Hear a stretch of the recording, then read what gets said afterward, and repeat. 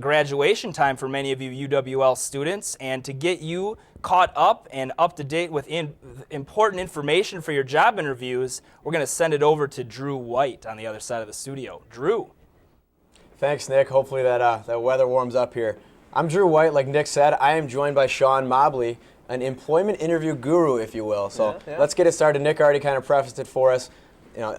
Graduation coming up here in May. Definitely. We're going to need to looking for jobs sometime soon. So if you're graduating, here's some tips for you, or if you're just looking for a summer job. So let's just start out. Give me your best advice for somebody graduating looking for a job. Yeah. Well, my best advice for anyone graduating, or as you mentioned, looking for a summer internship, Drew, is first of all, be genuine. Never be someone that you think that the people on the other side want you to see. As someone who has conducted interviews and interviewed quite a few people for positions, I can tell pretty quickly if someone is trying to, for example, jump too much towards our mission statement or something like that. So finding a nice balance between understanding what the company wants, but also staying genuine to yourself is pretty important. Is there anything people can do to be prepared for that? I know you said you want them to stay genuine, but I know there's a lot of preparation that goes into these interviews. Talk about that for me. Yeah, definitely, Drew.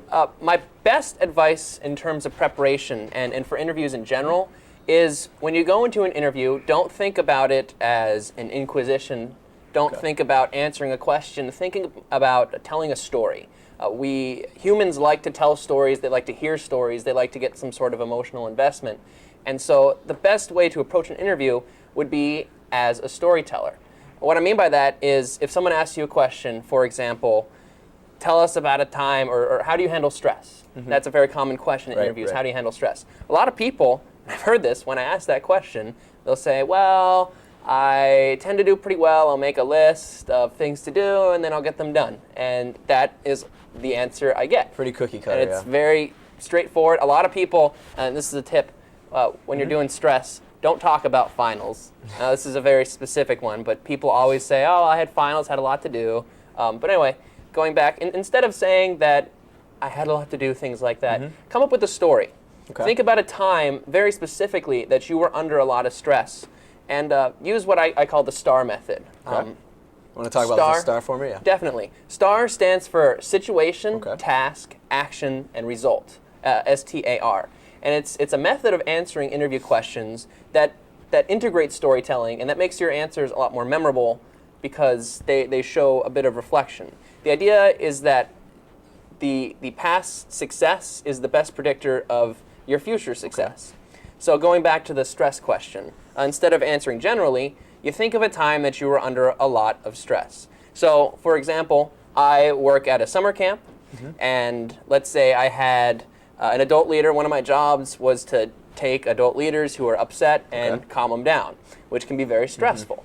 So if I'm asked, how do you handle stress, or maybe how do you handle difficult people, I'll think of that situation. My situation is I have an angry adult who has some issue with what we're doing and wants to rip a new one into me.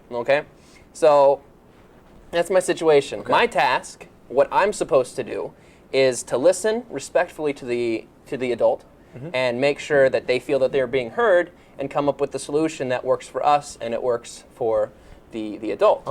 Okay, so that's the task. The action is what actually happened, because sometimes things don't go the way they plan. And then obviously the result is going to be what you learned from it. And the result is really the key there. A lot of people leave it as, this is what we did, and then they don't talk about what they learned. And learning and the reflection is really something that a lot of people look for in a job interview. All right, it's a lot of stuff to remember there. Unfortunately, we are all out of time. Thank you, Jon. I'm sure there's a million more tips you could have given us. But we'll be right back with sports. But first, let's take a look at some of those adorable pets up for adoption at the Cooley Region Humane Center.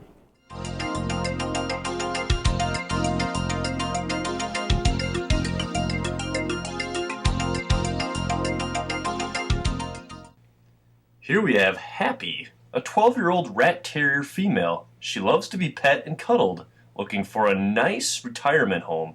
Lizzie is a 2.5-month-old shepherd mix female. She is very playful, already knows how to sit, and she is very eager to learn new tricks.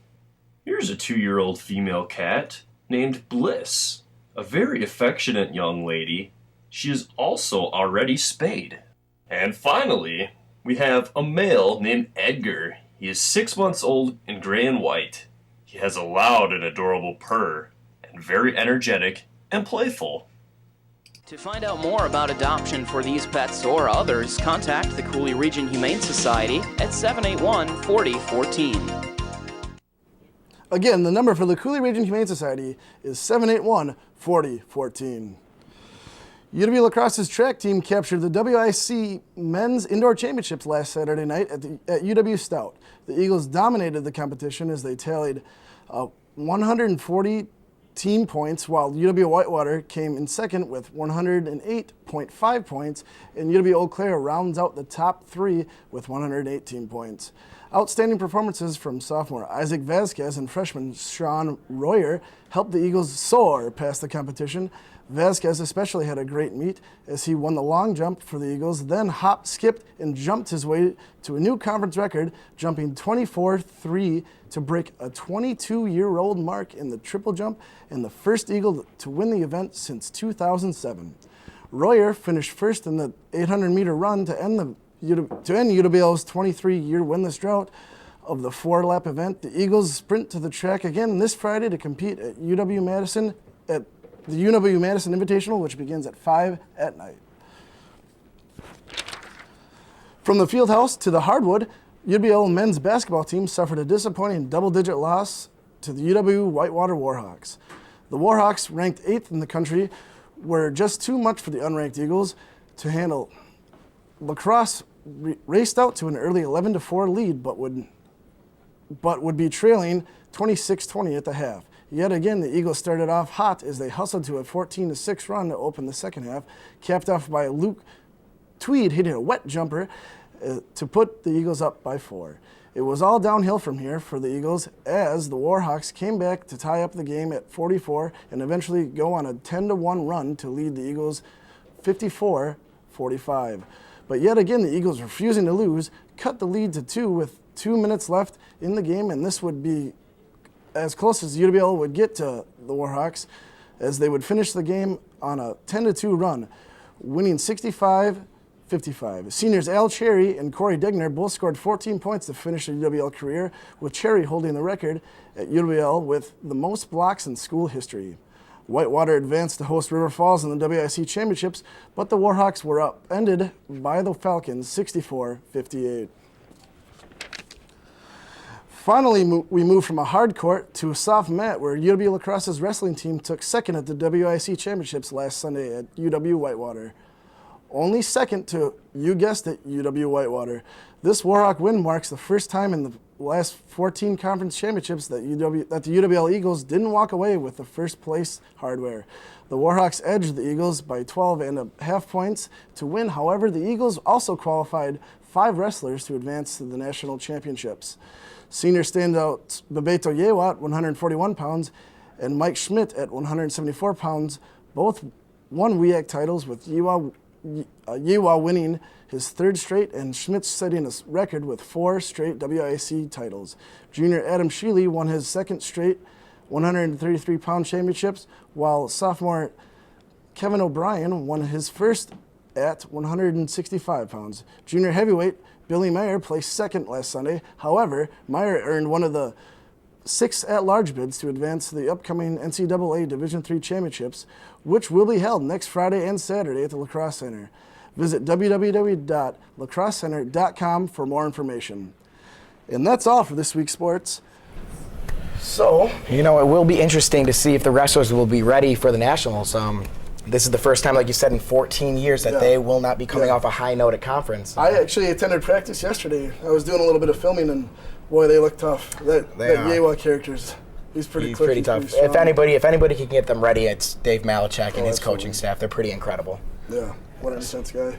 Yes. All right, well, thank you for watching WMCM's Week in Review. Make sure to join us next week, Thursday at 4:30 right here on Campus Channel 6, Charter Channel 96, and Digital Cable Channel 989.